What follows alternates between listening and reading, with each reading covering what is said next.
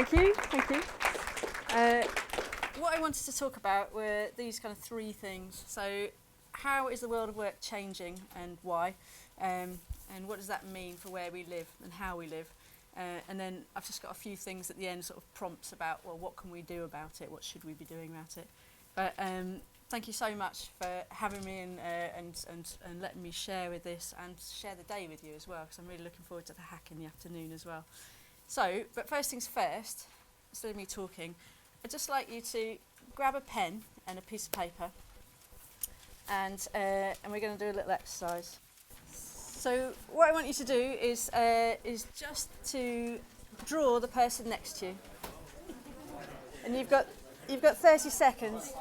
So if you've all got a pen, I'm going to set the timer going, and don't worry about quality. Right, you're off. Don't forget to look really closely at the person next to you. You've got 15 seconds left.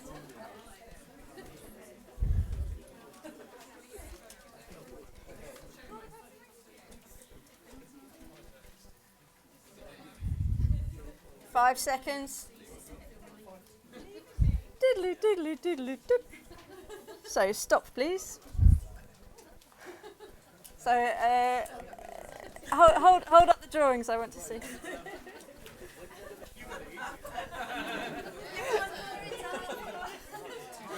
I like the felt tip ones. I can see the felt tip ones. Excellent, brilliant.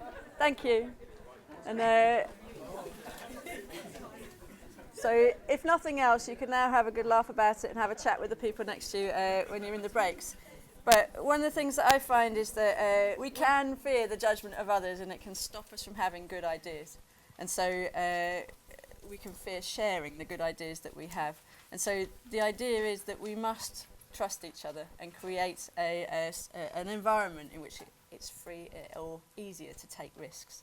So in the end, we're all just people.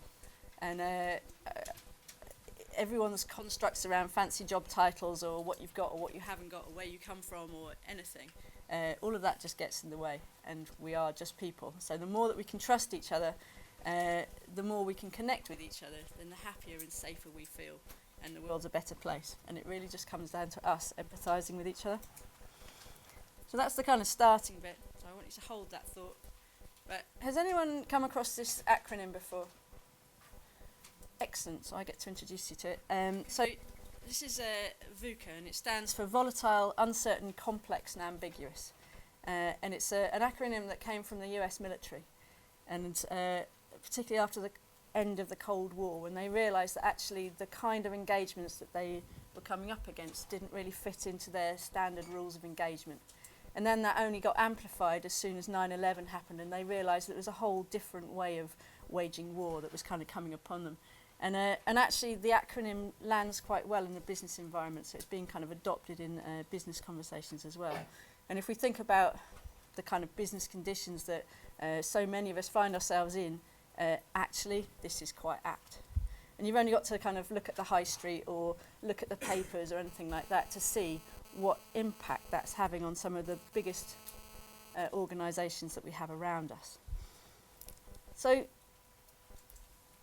we've kind of got to a point where the conditions under which we created our businesses back in like an industrial age are actually no longer valid. So in an industrial era, then we know that we can optimise for efficiency. We can create organisations which almost follow a kind of a metaphor of a machine, where we say, okay, we want to make this as efficient as possible. We've got some resources. People adjust those. Part of that resources, they're like cogs in the machine, and they're all kind of standardised, and they create a standardised output. And the job of the organisation is to make the thing cheaper and cheaper and cheaper. But it doesn't really work if you need to innovate, because people aren't just cogs in the machine. We're all different, and we are fleshy and weirdly brilliant and individual, and sometimes we might get up in the morning and not be having a great day, and sometimes we'll get up in the morning and be having a brilliant day. So we're not standardised. But most businesses actually structurally and culturally aren't really set up to recognise that. So we end up with an environment on the outside, this kind of VUCA world, where what's most demanded is responsiveness and adaptability and innovation. And we end up with structures that are actually more like machines. So there's a new operating environment, and it's being called the new normal. And that's because it's normal now. Like, this isn't like something that's going to go away. VUCA conditions are only going to get amplified and faster. So the rate of change is just getting faster and faster. And it's partly, well, in the main, due down to the internet. So if we think about the sort of pre-internet business models that we're all familiar with, then, well, older people will be, well, which I think is a fair spread, then we can see how the internet has compromised all sorts of different industries. So I've done quite a lot of work in publishing, for instance. They're totally, or were totally unprepared for books to be read electronically, for books not to be sold by bookshops, but to be sold by supermarkets in a kind of pile 'em high, sell 'em cheap sort of way.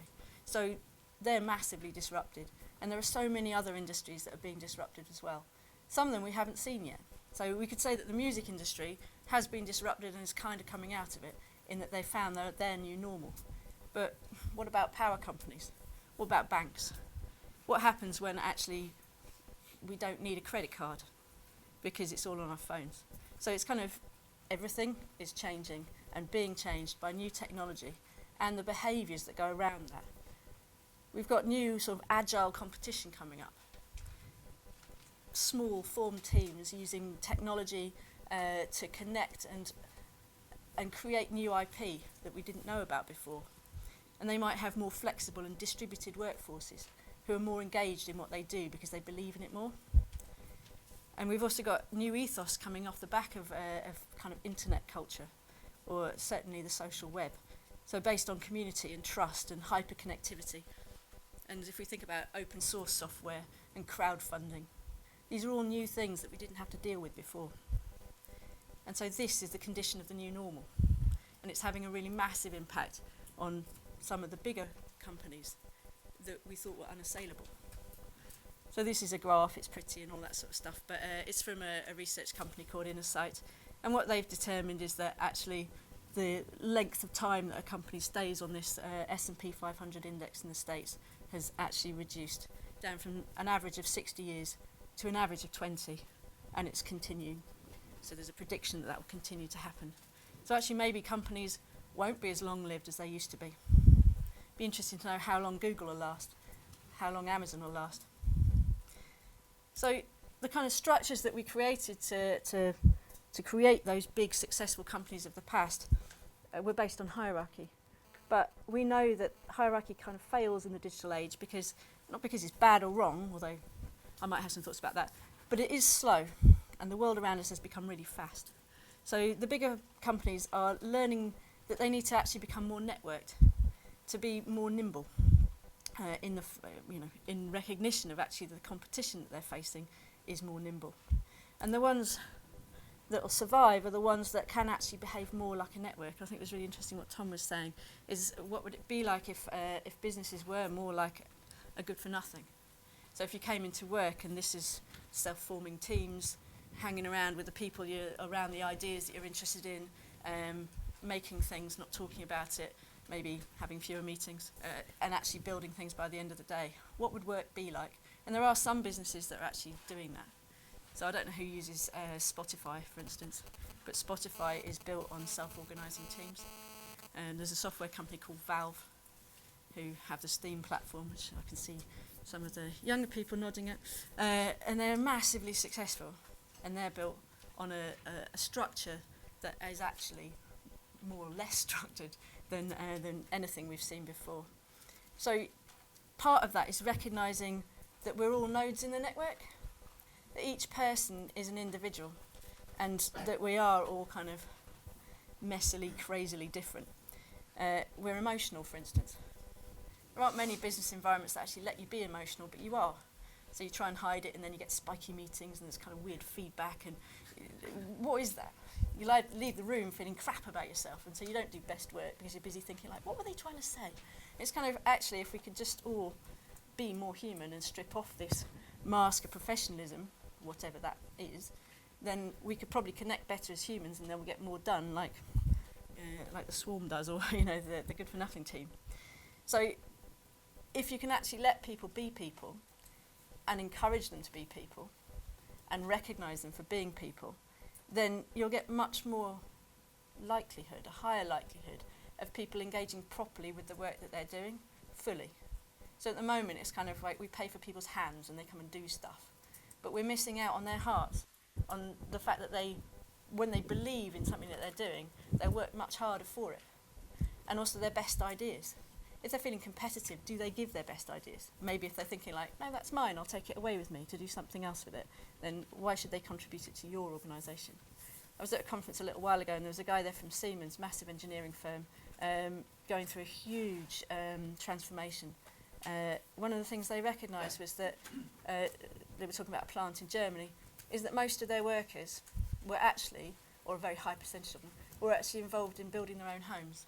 And so outside of work, they had all the project management skills, all the creativity, all the kind of ability to collaborate on things that they didn't really know about, so learning as they go. And yet they come into work and they park all that at the door and then kind of get on with just the closely defined job that they're being asked to do. So what Siemens were wanting to do is find the ways in which they could tap into all of that stuff that people are parking in their outside lives. So that's the kind of VUCA conditions, and I just wanted to let you know that you're meeting me at an extraordinary moment in my life. So I started work in 1991, and I remember my first email account. I remember the fear that I felt because I didn't know how to use it, but I didn't want to say that, so I didn't ask for quite a long time. I remember getting my first mobile phone, and the fact that I call it a mobile phone, not a phone, demonstrates how old I am. But technology's had a massive impact on my life. So my first real loved job was as a web designer. And over the course of the jobs that I've been doing, I've ended up working with big companies, trying to help them overcome the disruption that they feel from the digital world. And Nixon McInnes, the consultancy that I have been working with for the last 8 years, and I've been totally focused and into it, we've gone through a massive period of disruption and a huge transformation in just the last few months. And so what we've done is we've decided to become the ultimate networked organisation. And so we're dispersing. And that leaves me outside of the organisation that I was in. 1 foot in as an associate, but that means I'm free. And having had 8 years really focused on one organisation, I had this moment of panic. I was like, shit, what's my thing? What am I going to do afterwards? And actually I realised that I can't possibly hope to know what the thing is. I've got loads of things that I'm interested in, and I don't want to choose. And so what I've done is I've given myself a year's experiment. I'm going to spend the next year living an experiment, which I'm calling Purpose Lab. And the purpose of Purpose Lab is to provide a lab for me to find my purpose. So it's neat, I know. So I wanted to share that with you because I don't think I'm that unusual, in that there are many people who will have spent, I think it was 16,000 days I added up. That I'd had 16,000 days, and I hope I'll have another 16,000. So I'm at a midpoint. And I've got a midpoint where I can choose what I do with that. So I've got an opportunity, and I don't want to waste that opportunity. I want to spend some time exploring some stuff. And part of that is about finding out, well, what is the work that I most want to do? And so I'm using this thing called Theory U, hence the funny arrow in the back, which is a framework, which I've used for a long time as an innovation framework, but actually I always knew it was much bigger and deeper than that, and there was more to explore in it. And so one of the first things I'm doing, is a bit meta, is a small course about Theory U. So in that process, by the time I get to that dot in the middle, I will have explored a lot of things, and then I'll come to a point where I can decide, what do I need to let go of in order to let the new stuff come? So it's an emergent process. And emergence is really, really important in a time of kind of VUCA conditions. We're all VUCA'd. So I live in Brighton, I love Brighton, and I love radical business. And one of the things that I've decided is actually how do I join my work up with where I live and how I live. So I'm a trustee of the Pavilion, have been for a while. I'm on the board of Wired Sussex, which is a membership organisation that represents the kind of creative and digital industries in Brighton. And I've still got my Nix McInnes gang, so the kind of radical business part of it. So one of the things that I want to do and explore is how do I join up the work that I do and the work that I want to do with where I live, and how can I help that benefit where I live. And then just the third thing is about 4 years ago, I kind of could feel that there was a community building up around the future of work, and the future of work in a way that was more about finding purpose than monetary gain. And I decided I wanted to be part of it. So we set up this conference, 12th of November, save the date. Pam was there in the first one, 2012. She got a standing ovation because of her amazing work and her amazing story and the way she told it. But also from that phrase, the power of small actions, that became a key part of our operating model and of the offer for clients as well, because there's something really, really powerful in taking small steps but knowing where you're going. So this is a moment in time for me, and I belong to a certain generation, probably prior to Generation Y.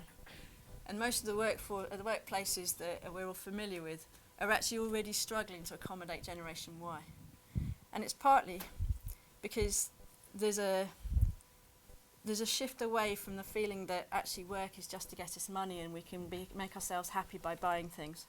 And if we look at, there's a whole load of studies about happiness and where it stops. You can get richer and richer as a company, but you don't get as a country, but you don't get happier and happier. You reach a plateau. And so getting more and more rich doesn't make us happy. And we can kind of see in the environment that it's the stress and anxiety that actually it's not consumerism that actually gives us a sense of worth or purpose. So from the Meaning Conference, we've experienced stories from all over the world about how the community around a different kind of doing business, a different kind of work is growing. And they're changing not just why they work, what is the purpose behind an organisation, but how they work, so how they structure and organise for that work. And they're also changing things like how they share rewards. So there is a growing movement of companies that we can all learn from.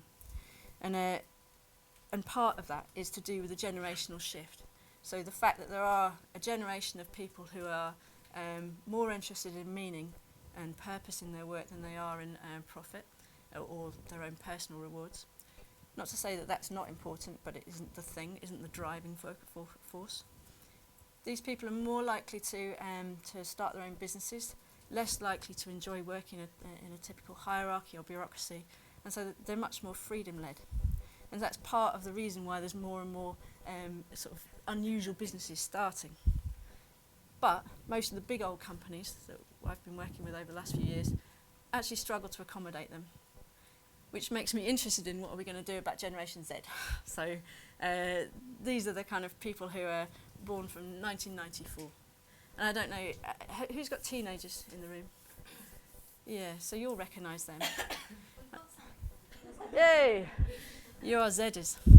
But so I like using my children as a kind of lab, so I watch them when I probably should be stopping them. But my son Jim is 15, and in his first term at secondary school, he was rushing out the door one morning, and he said, "Oh, Mum, can you charge my finger?"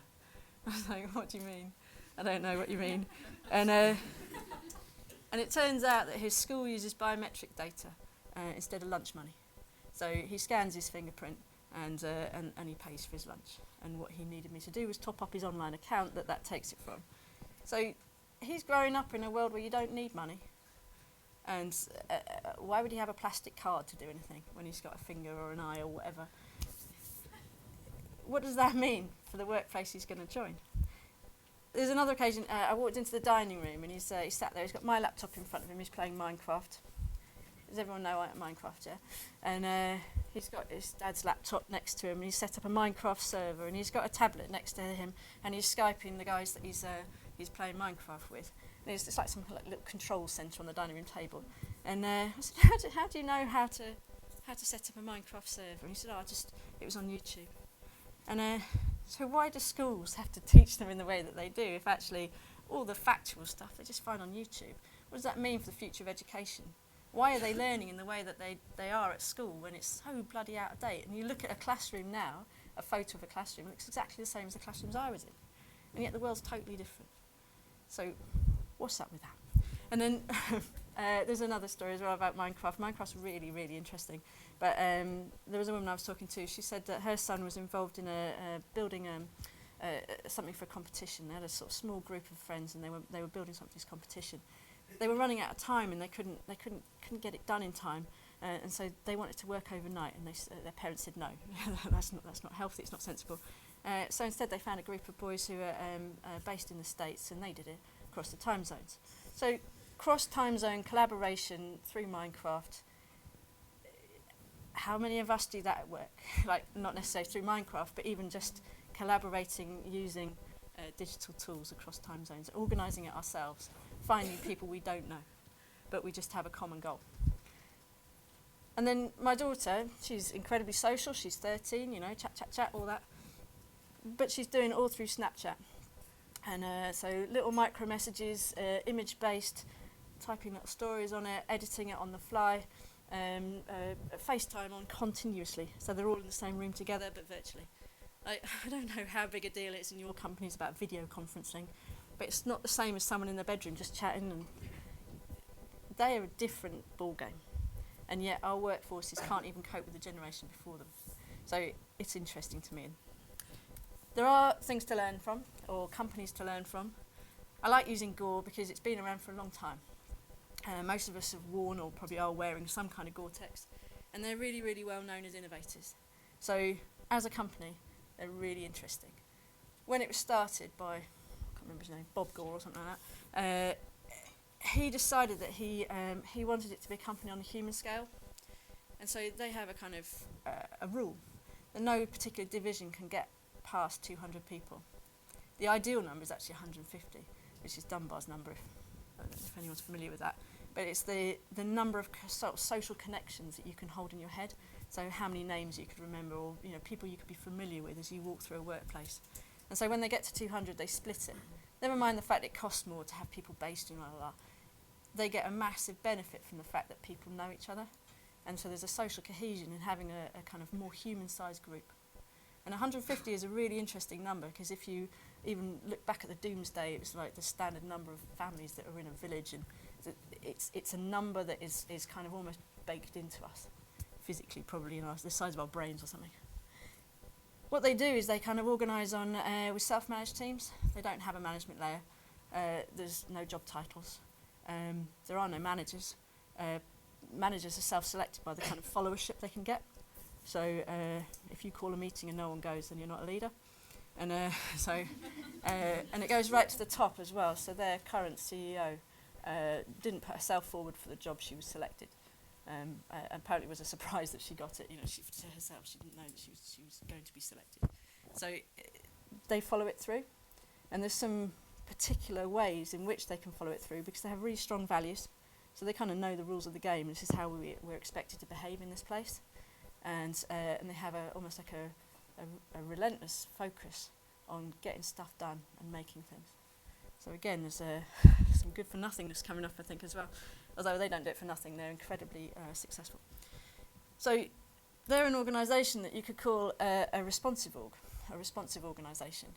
So actually they've been around for long enough to probably have been before the internet, before the disruption for that. So it's lucky for them, but they're actually fit for this kind of environment. And so it's interesting to me if you kind of ask yourself about your organisation. To what degree is your organisation optimised for responsiveness? Do you prefer or allow networks over hierarchies? Do you empower your people or control them? If you're leaders of those businesses, like, what are you doing as a leader to enable your organisation or your team to be more like the thing on the right than the thing on the left, which is an industrial age model compared to an ecosystem model. And ecosystems isn't a word I've said before, probably because I forgot. But if we are thinking about metaphors that describe how we run our businesses, then the ecosystem is the one that seems to be more appropriate than the machine that we've had in the past. So this leads us to interesting questions about, well, what is a leader? Like in a traditional hierarchical organisation, then we've seen the leader as kind of like a hero, the one person at the top who can make all the decisions and knows everything and can make, you know, things happen by helping it just cascade down a sort of big pyramid. But we know that's slow, and we know that in a complex problem, in a changing world, how can that person know everything? And so there's a kind of changing perspective about leadership. So a move from thinking about the hero to the host. So what would it be like if actually leaders were here to convene a conversation, to convene a community, to have the conversations that really matter, and to let the good ideas come out? So working together to determine mission, values, strategy, purpose, working on emergent strategy, not a 5-year plan, because God knows what will happen in 5 years. But having a sort of perspective on engagement, which is about helping people want to do the work that's there, and empowering them so that they are actually able to do that work. Because I don't know how many people recognise this, but a lot of our organisations seems to actually get in the way of people doing work, and get in the way certainly of doing the best work. So there's some questions for you to think about your organisations, but also how you lead. And it doesn't have to be about business. It could be a school, it could be a hospital, it could be a family, you know. So imagine a world where actually leaders are hosts, and everyone's kind of empowered and engaged, and you've got a workforce who are digitally enabled to work wherever and whenever they want, and they're kind of set free of the organisation. Imagine then what that means for where they live. So our cities have always been built around the work that we do. Most of the kind of older cities in the UK have built up from the kind of massive movement of people from the countryside into the cities to work in factories in the 1800s. And we ended up with a city that was kind of grim and grimy, and lots of people living on top of each other, not very happy. And so we kind of bought a dream of the kind of suburbs outside, it's all bright and clean and lovely. But they're further away. And so people moving out of city centres to live on estates on the outskirts or in the suburbs need transport to get to work. And in order to get to work, then we built roads. And obviously, they get clogged up, so we built some more roads. But then there was more cars. And then it became more difficult to walk or cycle because of all the traffic. And like Tom, I found this is Nottingham. And then with the move away from the cities, then we have a city centre that's actually optimised for office blocks, which are then empty at nights and kind of alienating, and big roads separating things, so it's actually difficult to cross the roads. So they become places that are kind of unwelcoming and cold. And we know now that through various studies that people who commute spend less time in their homes and local communities. That's obvious. And that commuting time makes them feel really stressed out and unhappy and alienated. There was something I read, which is it was a Swedish study that said people who spend over an hour commuting a day are 40% more likely to get divorced. Don't know about the sample size, but it's a good quote. Anyway, so they've got less time at home. So they spend less time taking part in community activities, less time sort of planting plants in Todmorden and all that sort of thing. They're disconnected from their neighbours, and they're much less likely to be involved in things like local politics. So they're disconnected from the governance of their cities too. So a liberated workforce, though, a workforce that is able to exist outside the control of an organisation because they're trusted or because they have digital technology, can actually spend a lot more time in their communities. They won't need to commute. They might commute a little bit or at different times from everyone else. So it'll actually be easier and less stressful, and probably less stress on the transport system as well. So they'll have the flexibility to work more from home or near their homes or cafes, and they'll be able to commute when they want to, so they'll have more choice. And in that way, they'll have time to connect more with their communities and play a greater part in civic life, And I think there's something really interesting. Cafe culture obviously in Brighton is huge, and I'm sure it is everywhere, but in Brighton we're inundated with cafes, and most of them have got Macs in them. I don't think anyone uses anything but a Mac in a cafe in Brighton. I don't know, it's like a rule or something. But it is social. You walk down the street, you make eye contact with people, you become familiar with people's faces, you feel more like you're part of a place. If you're always in your car and you're always at work, then when does that happen? You just don't, even just walking down to the corner shop, how often do you do that? And what impact does it have on how you feel about where you live? So we need to create a built environment that accommodates and encourages a different way of working, that actually enables people to spend time comfortably and confidently working in different places with different people. And we know that happier cities are cities where people move around slowly, where there's lots of activity on a street level, where there's mixed-use buildings with doors and windows. Those great expanses of glass windows that banks have, for instance, actually make people walk faster because there's nothing to stick around for. And it's alienating. So, and we need cities that have public spaces for people to congregate in. And when they come together to congregate, then they can feel part of a community. And so in some instances, people are just thinking, oh, sod it, we'll do it ourselves then. And so obviously Pam's got a sort of great story about that. But the one in the middle is Zocalo Day in Brighton. And basically, a bunch of people on the street decide that today will be Zocalo Day. And they put chairs out on the pavement and talk to passers-by. It's very low cost, so all you have to do is sit outside and talk and drink tea. In San Francisco, they're kind of creating little mini parks in parking spaces. They're called parklets. And they can pop up, but they can also be sanctioned and formal, and mean that have some longevity. And then this is Portland, where people just spend a day sort of reclaiming the really big intersections by colouring them beautiful colours, and that means that they own that part of the street for the day. And in Brighton, we've seen more and more local communities deciding that actually these public spaces need to be in public ownership. And so I'm going to tell you a story about Exeter Street Hall.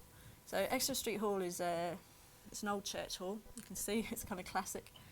It's up the road from me, and it was going to be sold by the church. The church needed to raise some money. It's a very old, dilapidated building. They didn't have the money to do it up, so they were going to sell it to developers. But that's our community space. And so the kind of community said, no, this can't be right. We don't want this to happen. We use it for guides and brownies and the Trefoil Guild, which is just a lovely bunch of old ladies who come together and raise money for charity whilst knitting. And it's like, where are these people going to meet if there isn't a public space? And so an organisation formed itself in the same way that Pam was describing. People who cared enough to work really, really hard to buy this off the church. And unfortunately, the church wanted a lot of money for it. And we raised the money. We raised £120,000 using kind of community share offer.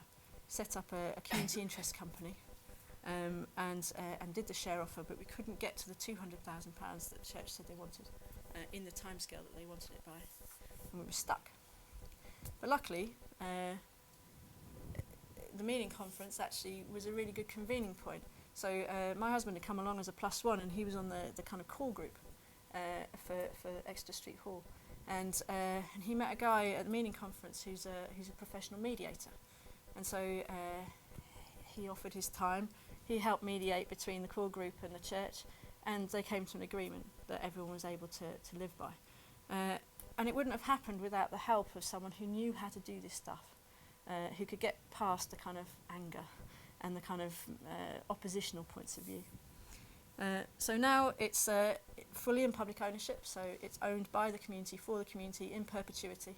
No one can take that space away now. And it's gradually being brought back into use and repaired to make it a really lovely space for the community. And there's so many events in there that actually it's become a much nicer place to live, because we know each other. You walk past people and you go, oh hi, you know what these people do and who they are, and who their kids are, and so we can look out for their kids, and so it's actually helped bring the community together. And there's an added benefit, which is that in Brighton, obviously everyone's very connected. We're only a small city, and so the learning that people had from Exeter Street Hall has then gone on to help Saltdean Lido set up a community interest company and buy back the Lido. The Lido was going to be knocked down, and it's a 1930s beauty, and that's a terrible thing to lose, that sort of thing. And then the sort of picture at the top is the Bevendine pub. Bevendine's an estate on the outside of Brighton. We have huge discrepancies of wealth, which I don't know if anyone is aware of that, but you've got a kind of rich centre, and then you've got estates where people are less rich. And one of the things that we found with Exeter Street Hall is that we had an abundance of professional skills. So it's like, oh yes, I'm an architect, I'll draw you up some plans, you know. I'm an accountant, I can help you do the books. The Bevy doesn't have that. And so lots of people kind of up for painting walls and stuff like that, but they've had to pay for a lot more because those skills aren't available in the local community. And so one of the things that could usefully happen is for there to be more cross-pollination of skills. So those are 3 stories from my local community, and I think the thing that I've kind of learned is that one person can make a difference. Like sitting in the pub moaning about it can turn into something that then means that the whole community owns something forever. And obviously you have to take it past moaning, you have to decide something to do. And any one of us can be that person who makes a difference. So we've kind of taken you through this kind of broad idea about the kind of VUCA conditions that we're all in. I don't know how many people recognise it. I recognise it. So it lands for me, and I hope it lands for you. But it presents us with opportunities as well as challenges. And the kind of funding cuts in local government, for instance, are going to throw all sorts of things up in the air in terms of our community assets, our community services. And how that lands is kind of down to us, I think. Not just politically, but also about what we're willing to do individually and as communities. So we have got a chance to change not just the organisations we work inside of, but also the organisations that serve us. To kind of almost demand that that we reconnect in a way that builds communities that are happier and healthier, and for that to be our aspiration. So this theory U thing that I was talking about earlier on, one of the things that I've learned from that is that we are the system. We can moan about the system, but actually we create the system of our community, and that emerges from the choices that we make and the kinds of relationships that we choose to operate from. And so it's kind of down to us, I think is what I'm saying. But there's kind of 3 takeaways. I've really struggled with this because I started off the talk thinking, oh yeah, I always have 3 takeaways at the end. I was trying to think, this is such a broad and rambling talk. I was trying to boil it down, but I think there's huge similarities actually with the stuff that Tom finished his talk on. But trust your community and be prepared to meet them in the middle. So the mediation for Exeter Street Hall is it was a lesson for me, is actually that if you can meet them together in the middle, then you can make things happen, but it's on the basis of trust. Enable and encourage grassroots activity. And these apply to businesses as well as kind of community organisations. But give people what they need and don't take over. And then actually join in. So enable people to start things, but join in yourself. But not as an outsider, but as part of the group. And I love this phrase. It's like no one of us is smarter than all of us. So actually one person probably can't solve a problem, but together you can. You've got enough resources. So thank you.